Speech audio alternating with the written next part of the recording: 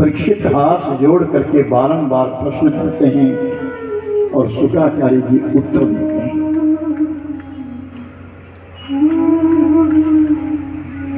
दो प्रकार की माया का विश्लेषण किया गया, चेतन माया और जड़ माया। जड़ माया धन है, दौलत। इस दौलत को माया कहते हैं, लेकिन ये जड़ है। और दूसरी माया है चेतन माया, वो स्त्री है। और ये दोनों ही माया भगवान से बुलाती है। हाँ, कोई सत्कर्म हो, पुण्य कर्म हो,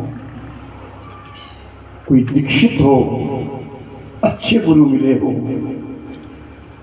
तो धन भी सदुपयोग में आता है।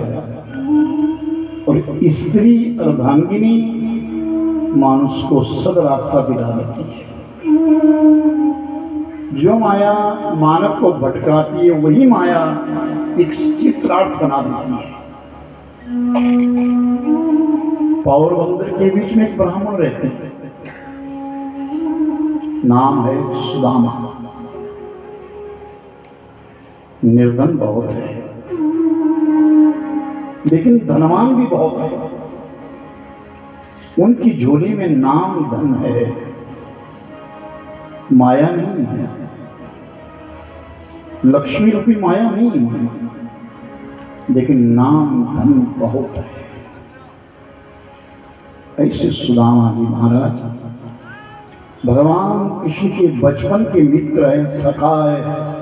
साधारण सखा नहीं है,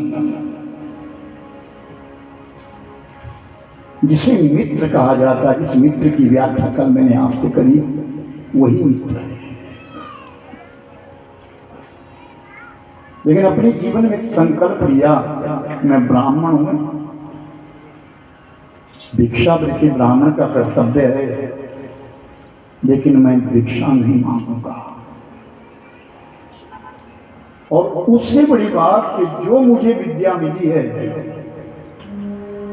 मैं उस विद्या का व्यापार नहीं करूंगा, उसको बेचूंगा नहीं, उसका मूल्य नहीं होगा। पत्नी है, नाम है सुशीला, छोटे छोटे 3 बालक हैं, लेकिन किसी के द्वारा मांगने नहीं जाते और कुछ करते नहीं। तो राजा परीक्षित ने हाथ जोड़ करके पूछा, महाराज बच्चों का परिपालन कैसे होता है? 2 वृत्तियां हैं, एक आकाश वृत्ति और दूसरी शिलोच वृत्ति। शिलोच वृत्ति तो वो है कि कब जमींदार अपनी जमीन से जब अपनी फसल को इकट्ठा करता है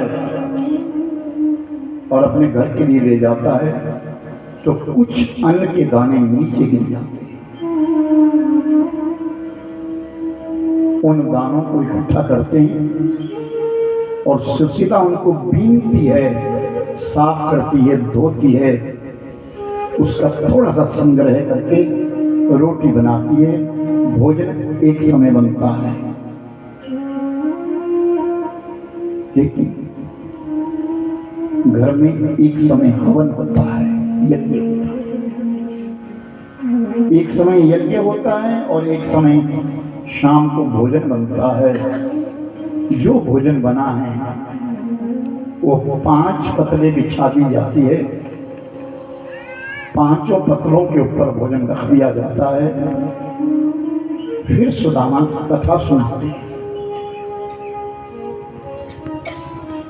अपनी धर्मपत्नी के पास कथा सुनाते हैं और जब कथा समाप्त होती है तो कहते हैं, प्रिय जो मैंने तुम्हें कथा सुनाई ना, वो मेरे बचपन की यार की है, मेरे मित्र की है, मेरे कृष्ण की है, मेरे सखा की। और फिर सब प्रेम से प्रसादी पाते। भगवान का नाम लेने से ही वो भोजन नहीं, वो प्रसाद बन जाता है, फिर प्रसादी बनते हैं। लेकिन जब अनाज खत्म होता है तो आकाशवृत्ति से, आकाशवृत्ति का अर्थ है कि दरवाजे के ऊपर अकस्मात कोई आ जाए, ब्राह्मण है भाई इसको कुछ भेंट दे दो, तो उसको बचा बचा करके थोड़ा थोड़ा खर्च करते हैं। इस प्रकार से जीवन यापन हो रहा है। कभी कभी तो घर में भोजन बनता नहीं, प्रसादी बनती नहीं, तो दोनों तो भूखे सो जाते हैं। लेकिन उन बच्चों के लिए ना जो यज्ञ किया होता है, उस यज्ञ में उस भस्म में पानी मिला देते हैं, बच्चों को पिला देते हैं, बस सो जाओ। और तन ढांकने को वस्त्र नहीं है बच्चों के पास, तो उसी यज्ञ की भस्म को उठाते हैं, लेप कर देते हैं। वो वातानुकूलित है, एयर कंडीशन होती है बस, ना सर्दियों में उससे सर्दी लगती है, ना गर्मियों में गर्मी लगती है। इस प्रकार के सुदामा कभी कभी भोजन बने या ना बने, लेकिन भगवान की कथा तो रोज होती है, उस कथा को भी नहीं छोड़ते। कई दिन बीत गए हैं, अब जाड़े का समय आया, सर्दी का समय आया, ये महीना पोष का पक्ष आने वाला है। ये महीना मार्गशीर्ष महीना खत्म हो रहा था और पोष आने वाला था। तो एक दिन की बात है, सुशीला ने अनायास कहा, स्वामी आप रोज कहते हैं कि ये कथा मेरे मित्र की है, अपने मित्र से कभी मिलने भी गए हो क्या? अपने मित्र से कभी मिले हो? अपने सखा से कभी मिले हो? तो सुदामा कहते मैं तो रोज मिलता हूं। कहाँ मिलते हैं आप? मैं मन से अपनी पूजा में रोज मिलता हूं। ये तो आपका मानसिक मिलन है, कभी प्रत्यक्ष भी तो मिलकर के आओ। तो सुदामा कहते प्रिय,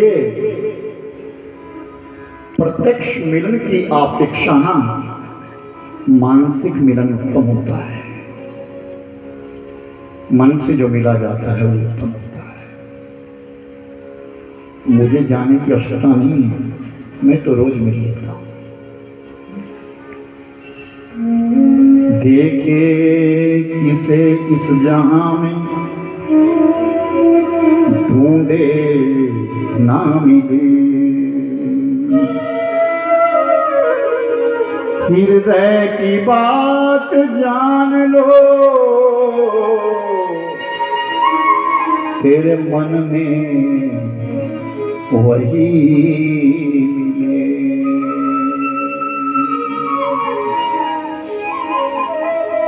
मैं तो रोज मिलता हूं, अपने कन्हैया से रोज मिलता हूं, अपने कन्हवा से रोज मिलता हूं। मैं कभी प्रत्यक्ष भी तो मिलकर के आऊं नहीं।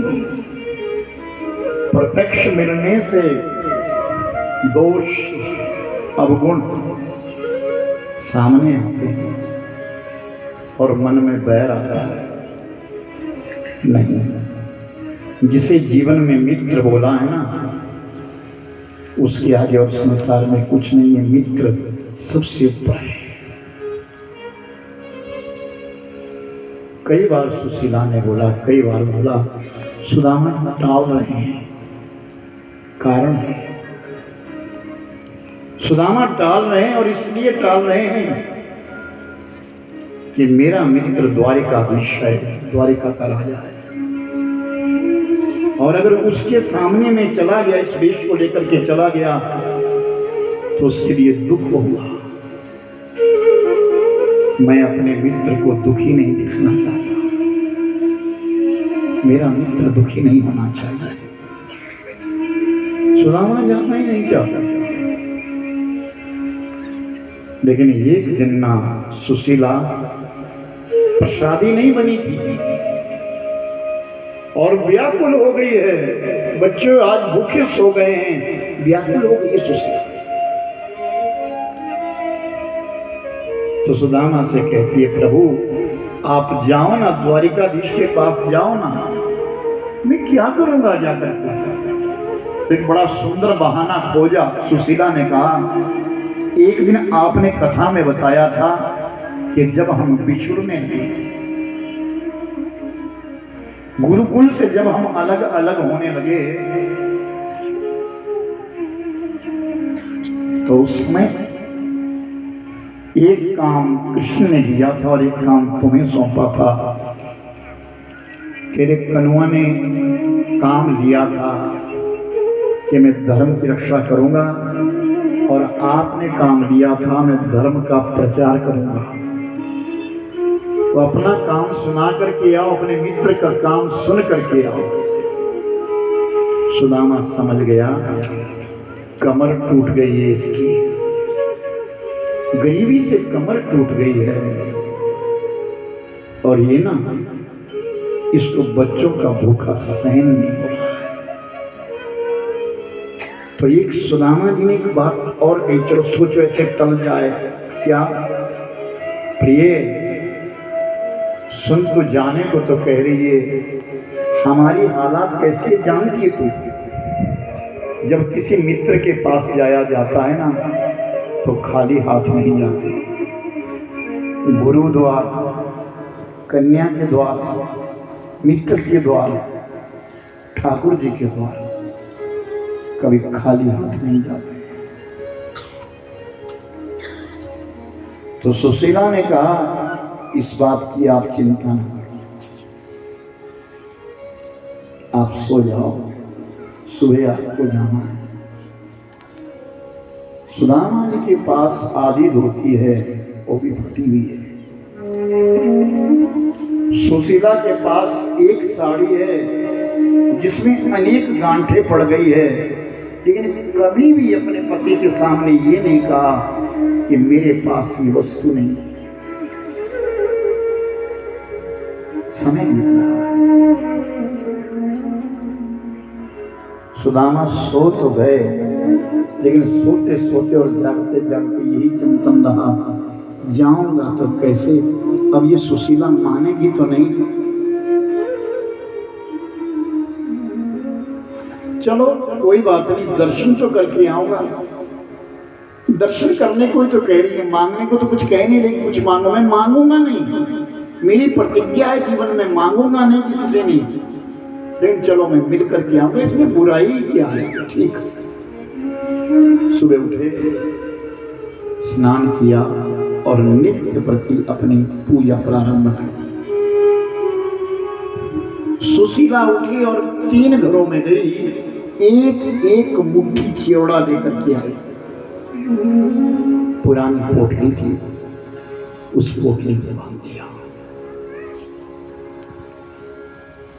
और वो पोटली सुदामा के पास भी, लीजिए ले जाइए। ये चावल, वो द्वारिकाधीश है, 56 प्रकार के भोग लगते हैं वहां, मैं कैसे दूंगा इसे। आप कहना ये तुम्हारी भाभी ने भेजा है, इतना कहना तुम्हारी भाभी ने भेजा, बच जाओ। बेइज्जती हो तो मेरी हो, मैं आपकी नहीं होने दूंगी, आप जाओ। सुदामा तैयार, और जैसे सुदामा चलने लगा, जैसे सुदामा चलने लगा तो तुरंत सुशीला आगे आई और एक पानी का लोटा दिया और सूर्य नारायण को अर्घ दिया। ऐ सूर्य नारायण, आज कम तपना,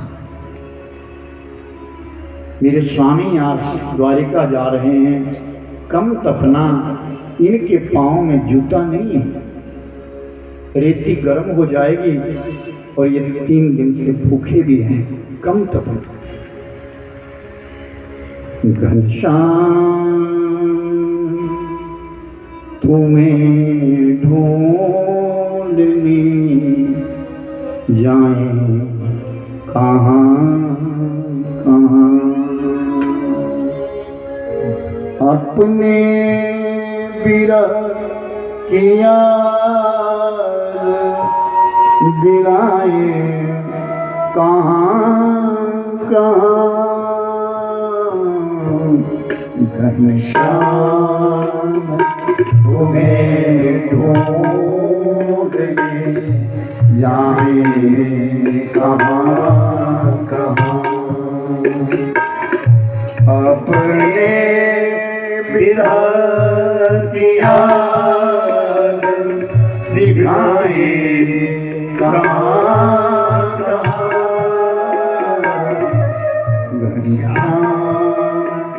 तुम्हें ढूंढने जाऊं कहाँ कहाँ।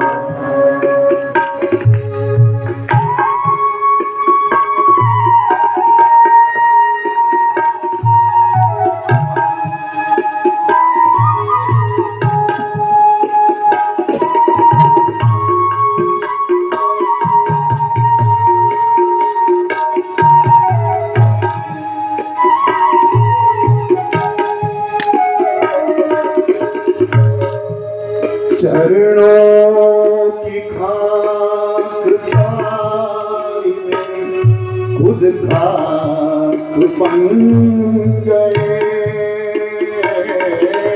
चरणों की खाक सारी में खुद खाक बन गए। अब खाक पे हम खाक रमाए कहाँ कहाँ अपने की याद दिखाए कहाँ कहाँ तुम्हें ढूंढ रहे जाए कहाँ कहाँ।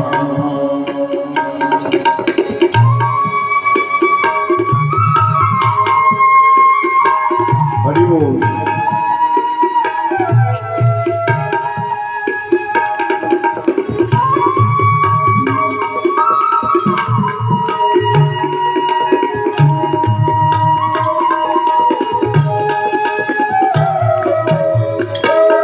जिनको तबीब देखते खुद बन गए मरीज। तबीब देखते खुद बन गए मरीज। ऐसे मरीज मर दिखाए कहाँ कहाँ अपने घर की याद दिखाए कहाँ कहाँ। घनश्याम तुम्हें ढूंढने जाए कहाँ कहाँ जाए कहाँ